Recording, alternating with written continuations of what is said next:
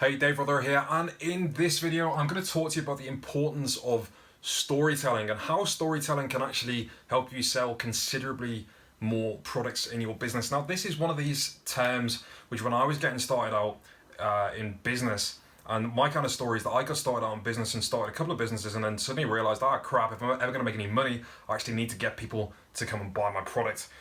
So this whole concept, which if you've already got a business running right now, you've almost certainly come across this, the idea when you start out, if I build it, they will come. And everybody's, that's like an age-old saying, if we build it, they will come. And it's just not true. Like, even when you've got virality, even when you've got a viral product, then you need to actually get your product out to the marketplace and you need to market it. So I went on this whole journey of understanding what it was to get people to my products and to get them engaged enough that they actually bought it. And this is one of those things that kept on coming up along the way. People would talk about various concepts which at the time made no freaking sense to me whatsoever, and over the years I've started to understand, and you gradually take the layers of things and understand it a little bit more. And this, as much as I didn't understand at the time, is probably in fact is certainly the most powerful thing when it comes to marketing your products, especially as a small business owner, especially as an innovative entrepreneur, somebody that's not just like a big clunky business that's got insane amounts of money to spend on marketing and is only really focused on branding to keep awareness of their products up. We've got to be a lot more ingenuitive, and that agility, what it provides more agility to us, we're able to do more exciting stuff. But it also means that we have to work a little bit harder in terms of like storytelling with our brand. So what the hell is storytelling? Like, what does that mean? Like, when it comes to a startup business, how do you tell a story about your business? Well, there's lots of different ways you can think about it, but essentially you need people to start to understand how your product fits into their life. They need to get some kind of concept, some kind of understanding on their terms about how it is relevant to them. So to take you back to when you were a wee child, the way that you learn, the way that we all learn to learn is through stories, right? So whether it be your parents, whether it be your teachers, whether anybody around you at the time, you're taught to read books, you're told bedtime stories before you go to bed, you're told stories in school. I'm fairly sure that's predominantly the only thing that you do until a certain point in school is you learn stories. And what this does is, when we're developing as humans, we learn to learn by being told stories. And I think it was one of my clients the other day who specifically works in the realm of developmental psychology, like child psychology, told me that the majority of your cognitive and I might completely screw this up, but the majority of your cognitive development happens before you're 6 years old. So why would it be any different now that we're fully grown adults that we would learn better any other way than to be told stories? And this is why it's so powerful. This is why it's absolutely crucial to get into your marketing, because by telling people stories about your brand, it gives them context. They understand it in a way which makes sense to them. And if you can do it in a way which helps them envisage your product in their own lives, in their own hands, then that's the first step to them actually becoming a customer of yours, to actually buying your product, because they start to be able to see themselves having the product in their own hands. So this is why in one of the previous videos I spoke to you about these really powerful videos that we did, which were the top-down style videos of our product being received and created. And this is crazy powerful because we showed the whole process of our product arriving in the post, being opened up. I think I maybe even have here we go. So this is our product right here. So this is a grilled cheese sandwich subscription service. And we showed this box arriving in the post and then being opened, the packaging being taken off. It's the excitement of the unboxing process. Going as a side though, go to YouTube and type in unboxing. There's endless videos that get huge engagement of people unboxing things that they've received in the post. People who've got channels where they literally all they do is unbox things that get sent products by companies to unbox. So it's an exciting thing seeing something coming out of the box. And then we show the product being created, being put together, and it gave context for what was going on. So it was how the product's put together, how the product's cooked, and then the end result as well, like the cheese porn ooze shot of like the sandwich being cut open and the cheese melt out of the middle of it, which is like the money shot. There's going to go into a lot more about video editing and how to actually structure a video that's really powerful and does this really, really well indeed in another video. But the most important thing to bear in mind here is that we were telling a visual story. And this is where the connection started to come in from all these people saying, tell a story about your brand. Or what the hell story do we tell? Like a fairy tale or what?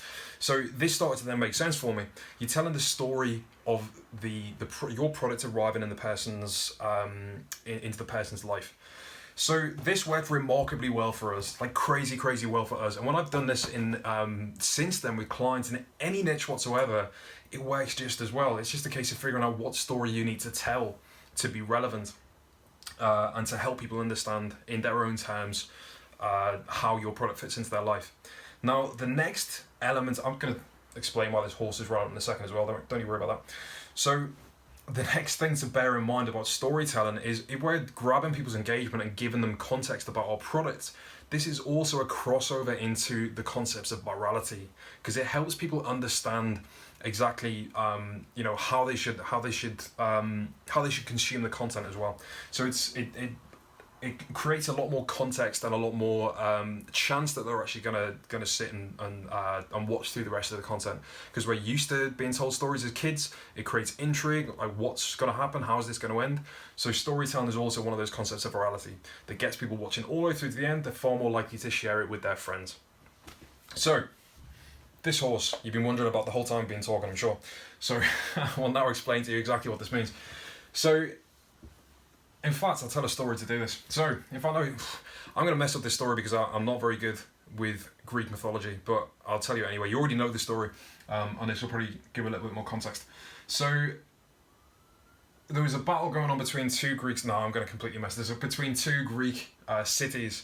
And somebody watching this, type in the comments every single factual error that I make about this. Like, yeah, there's going to be lots. Two Greek cities go to war. One of them pretty much admits defeat.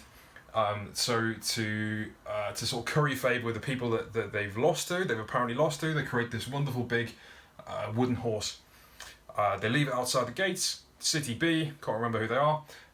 Open the gates, they go, oh great, they left us a nice big wooden horse. This must be some kind of like peace treaty, some kind of offering to say thanks to the war, etc. They pull the thing inside the city, they have a big party around the horse. What a wonderful horse. They put it in pride of place in the middle of the town square, shut the gates, go to bed, and in the middle of the night, the bottom of the horse opens up, and out comes the entire Trojan army. I think it's the Trojan army, I don't know if it's the Trojans that got attacked or with the attackees.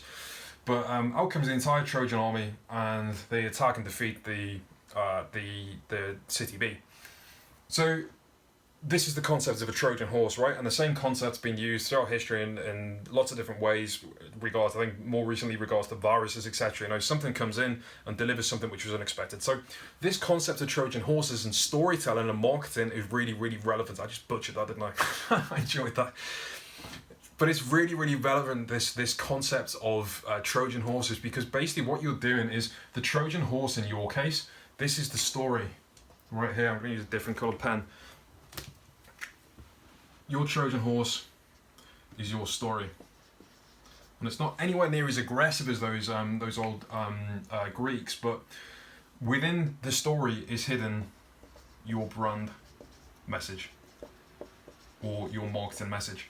So this is how we can use stories as a really relevant way to spread your brand message. You tell a story about your customer, their success, for example. You tell a story about how somebody's had success with your business. So if we talk specifically about, say, a coach or a service provider, then you can tell the story of one of your customers. That's your Trojan horse. But hidden inside that, the whole way throughout this story is woven you and your brand and your products and your service. You can't tell this story without talking about your brand. So it's super consumable, it's super powerful. People enjoy reading, watching, listening to it.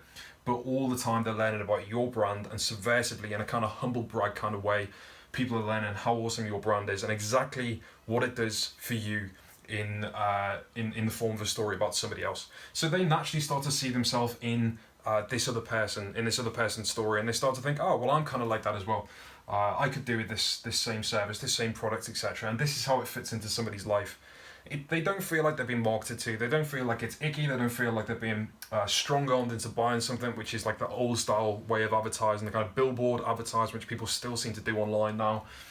which is just isn't all that effective because people immediately put their guard up. If you tell people a story which naturally includes your brand message, they're way more powerful. They're way more likely to A, understand exactly what it is and how it fits into their life, and B, way more likely to have that context. To have that context for your product, they're way more likely to actually buy it as well. So that's the story.